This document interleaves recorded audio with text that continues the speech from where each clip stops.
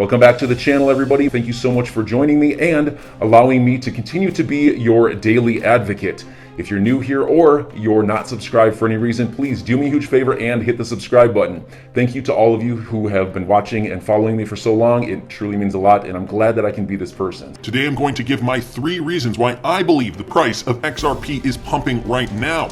So we have the unsealing of important documentation, unsealing of important SEC documentation. Judge Torres is the judge that is presiding over the Ripple versus SEC lawsuit, and she suspects that the SEC is hiding important documentation in this case.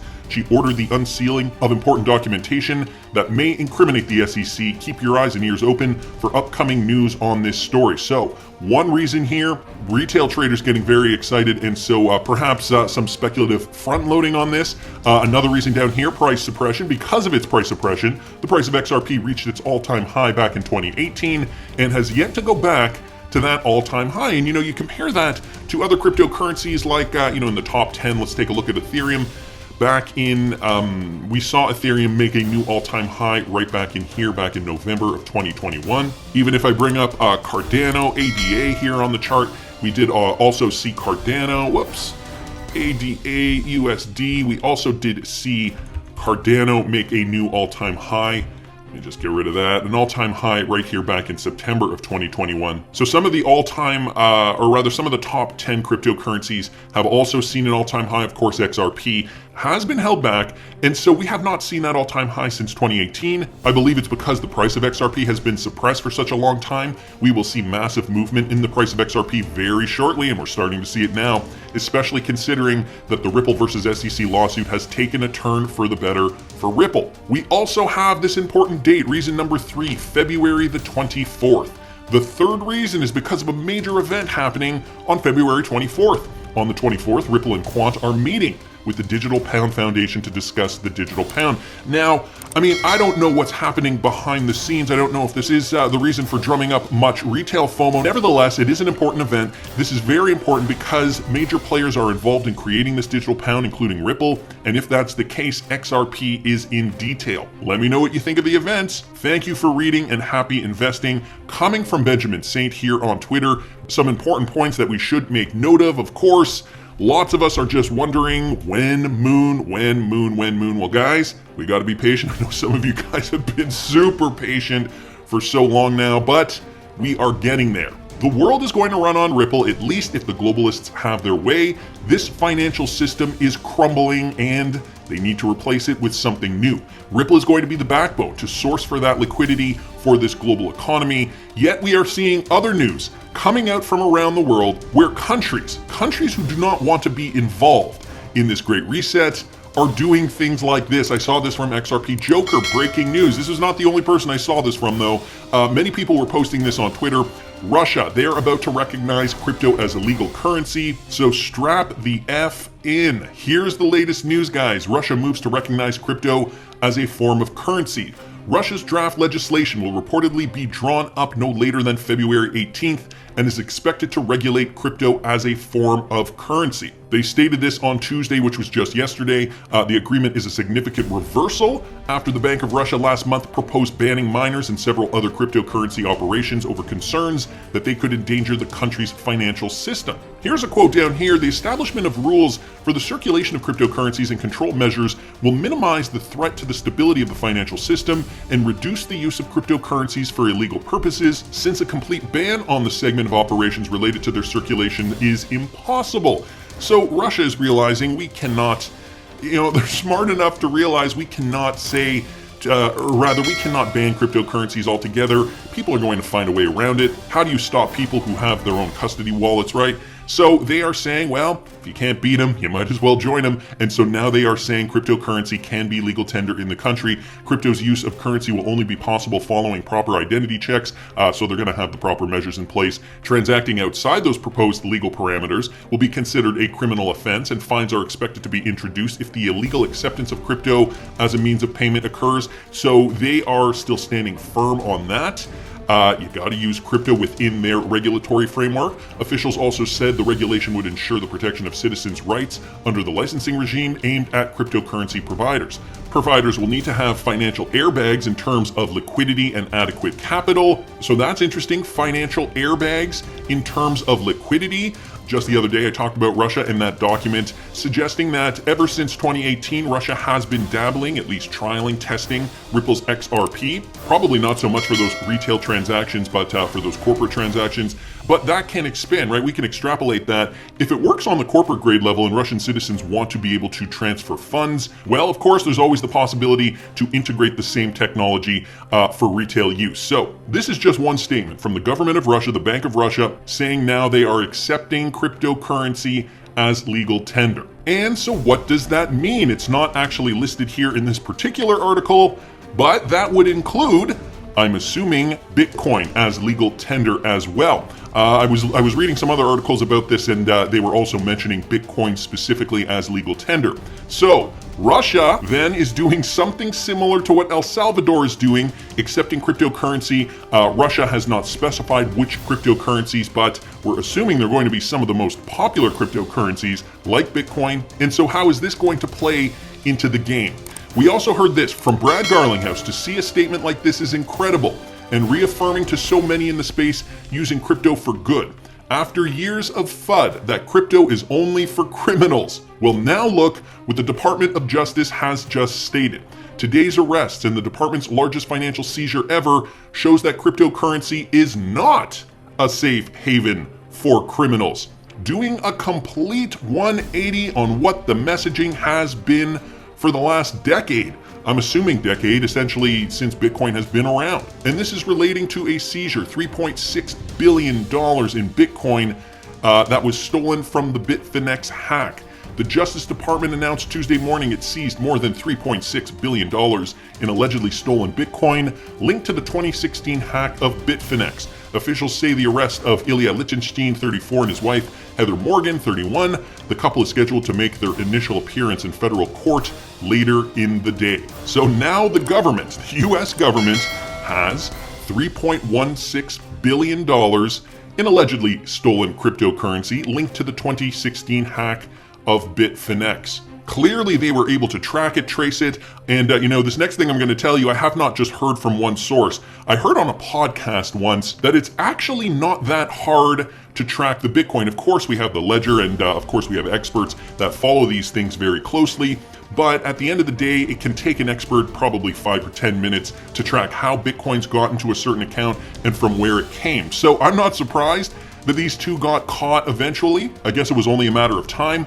The interesting thing here though, and I saw people talking about this on Twitter, what is the government going to do now with $3.6 billion in Bitcoin? Well, I mean, that could help pay down the national debt. I highly doubt that's where it's gonna go. All right, so we got the US government. Now they are holding $3.6 billion of Bitcoin. Are they going to keep it? Are they going to auction it off? What is going to happen? So, a lot of interesting things going on today. The Russia thing kind of took me by surprise. Well, I don't know if I'd say I was really surprised by it, but it seems like the logical next step. Nevertheless, I didn't think I'd expect that coming hot off the press so soon. So there's the Russia thing, Bitcoin. It's almost like a war of who's going to adopt what the quickest. We also know China has their CBDC and wants to implement that in their country. They are steps ahead of the United States in that regard. And on the other hand, we have El Salvador and Russia now accepting Bitcoin as legal tender. Russia will be, El Salvador obviously is already. So we have this world that we're living in, this crazy world, this dichotomy. And, stories like this are still coming up too. Wrath of Kahneman, interested to see if LinePay, Japan-connected Ripple Power Money Tap, will offer XRP to use it somehow now that they're going to offer crypto payments. So meanwhile, the legacy banking system is still interconnecting with Ripple-enabled companies. This has to do with SBI, which we know has a vested interest in Ripple. During a trial run, users will be able to use Link at LinePay online merchants, just like Line Points, without any commission fees. By connecting Link to LinePay as a payment solution, LinePay Pay aims to expand users' payment options, increase convenience, and grow the real-life usages for Link. So this is essentially just some more, just another update with regards to a Ripple-connected company, Line Pay. We know Ripple and XRP are very, very prominent in Japan. Line and MoneyTap Connect, just another point here from Wrath Economin. If it wasn't clear, Line's underlying exchange BitMEX offers XRP and loans it. It was rumored to merge with Tao, an SBI exchange at one point as well. So here's an article just to that point. So we are still seeing the Ripple adoption in many pockets of the world, Japan just being one of the bigger ones, but we're seeing the Ripple XRP adoption across several central banks globally. Yet we have the resistance, the resisting countries. They want to do their own thing. And the IMF has been critical of El Salvador specifically for their decision to do this. Is this a step to thwart the globalist scheme to have control over the entire world? Well, here's a video I did, guys, from a couple of years ago now. This was from April of 2020. So this was right at the beginning of the pandemic when we were all just kind of, what the heck is going on here? This is a crazy virus. At this point in time, I gotta give you guys some context here. At this point in time, I wasn't too deep into the Great Reset. I mean, I knew a little bit about it, but I thought, this is kind of, I don't know how to feel about it. Then I came across this, okay, this was April 6th, 2020. I came across this. Is the US Navy paying a company to develop a chip that can integrate with Ripple? Let me play you guys this clip. And guys, I was scouring Twitter and saw this. So Ripple compatible chip development sponsored by the US Navy. Yes, the US Navy.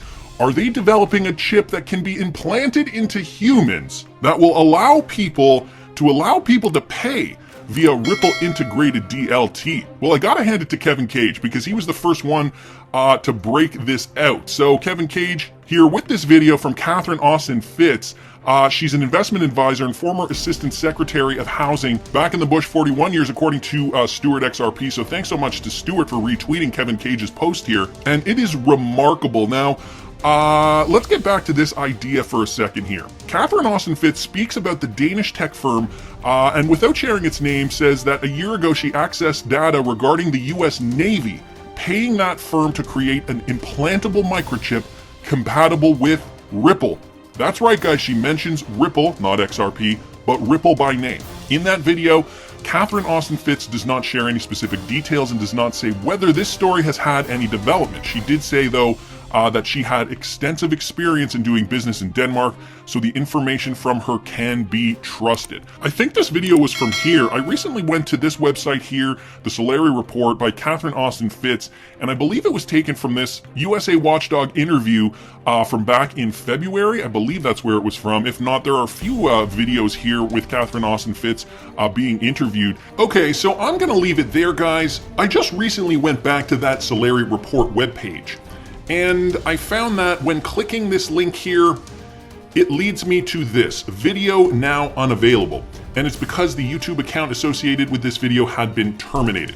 I don't know when that happened. Unfortunately, I do not have a copy of that video to show you guys, but it does look like this. Maybe we can find it. If you guys do find it, please do tag me on Twitter. I'd love to see this clip again. Essentially, though, I describe what is going on. The US Navy paying a Danish company that can integrate with Ripple, and essentially what that means is pay via XRP. And again, this was April 2020, so kind of right at the beginning. I didn't see, maybe I was a little naive at that time, I did not see the writing was on the wall. Fast forward, guys, to November of last year, November 2021. We have Catherine Austin Fitz here. I'm going to play you guys this clip. It's about 5 minutes long. Listen. I represent and work with people all over the world who pray that the Swiss people vote no on November 28th. And I want to share with you why. Wherever you travel throughout the world, Switzerland is viewed as the lighthouse of democracy. And but also the lighthouse of the right to have family wealth and property rights, the lighthouse of human civilization, of freedom in many different respects, including health freedom. And so what you do here is very important for the Swiss people, but very important for people all around the world. Again, think of yourself as the lighthouse. Plague laws, this is not the first time in history that plague laws have been used to centralize control. Control of transportation, control of labor, control of banking and bank accounts, control of all the different kinds of capital that make up human civilization. But the laws are particularly draconian in the history of plague laws because not only do they control labor, transportation, banking, but now with advances in digital technology, we're looking at complete control through the banking system of 100% of all assets, ultimately. So what happens here? For many, many years, most of us have grown up in a world in the Western democracies where we have a balance of power between the bankers and the people. The central bankers control monetary policy, and the people vote for an electorate that controls fiscal policy. Now what we're watching with laws all around the world is the central bankers moving in and exercising essentially a coup d'etat, where they take control of fiscal policy as well. And again, with the advances in digital technology, will not be about health. Are part of a financial transaction control grid that will absolutely end human liberty in the West. For many years, I have fought and written against central control of the financial system. We've centralized more and more capital, more and more control. Okay, I think I'm gonna leave it there. I think you guys get the point of this. I will leave the link for this video in the description if you do want to watch the rest. I changed my mind. I don't want to play the rest of the video, but there is some great stuff that Catherine Austin Fitts mentions in here. But you heard her, central bankers want to have control over us, over what we spend, over what we buy. And those passes, that is the gateway to control. Bringing us back to April 2020 when Kevin Cage uncovered this article with regards to the Ripple-compatible chip development. Now again, this is another example of that double-edged sword. A society run by globalists is at least a society that will be running with Ripple's XRP. On the other hand, do you really want to live in this type of society? And so, this is the dilemma for XRP holders. Nevertheless, I think we can have our cake and eat it too. I think we can thwart globalist control and still be prosperous if we hold XRP, because at the end of the day, whether they win or lose, the financial system is in ruins regardless, and this is just an opportunity for the World Economic Forum, globalists around the world, to seize control. We have to take it back. Catherine Austin Fitts thinks so. We've got to take back that control. But isn't it interesting how this is all playing out, now seeing more countries accept cryptocurrency as a form of payment? So enjoy your day, everybody. I'm always here for you. Leave any comments or questions below, and be sure to subscribe. But thanks, everybody. I really appreciate you. Enjoy your day, and I always have your back. So thanks so much, everybody.